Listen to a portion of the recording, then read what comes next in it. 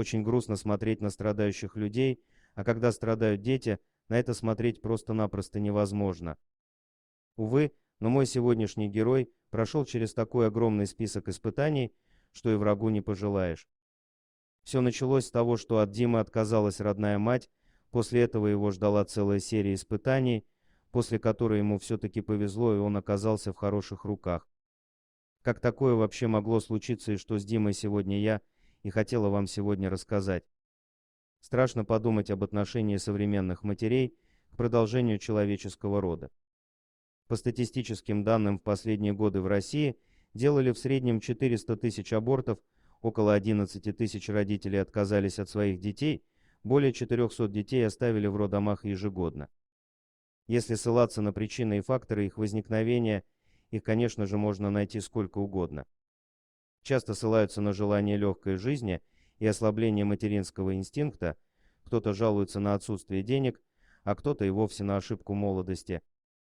Чего точно нельзя делать, так это считать всех мам-отказников чудовищами, ведь большинство из них пошли на этот отчаянный шаг по причине каких-то личных трагедий. Мало кому интересно, что у женщин в детородный период меняется гормональный фон. Они становятся уязвимыми, чувствительными ко всему, неспособными критически оценить реальность. Уход мужчины или же рождение больного ребенка для них настоящая трагедия, которую, как им кажется, просто-напросто невозможно решить.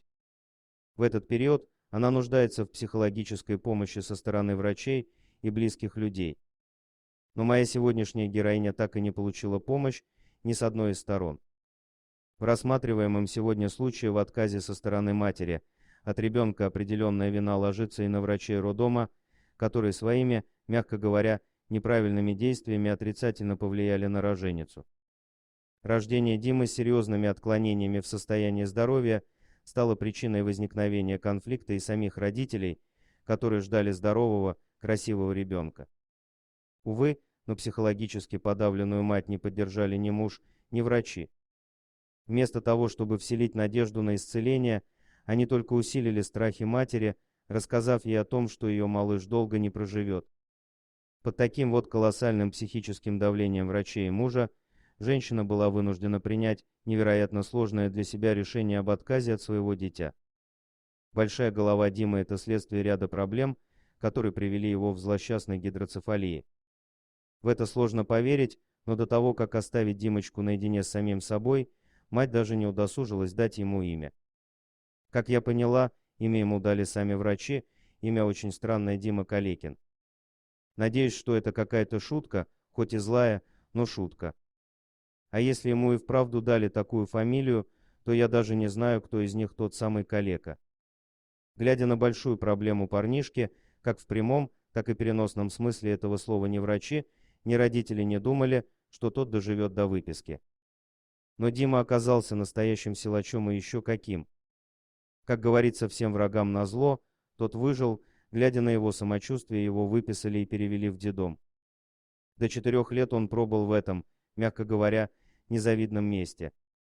И если его братья и сестры по несчастью постепенно уезжали в новые семьи, то на Диму никто даже не смотрел.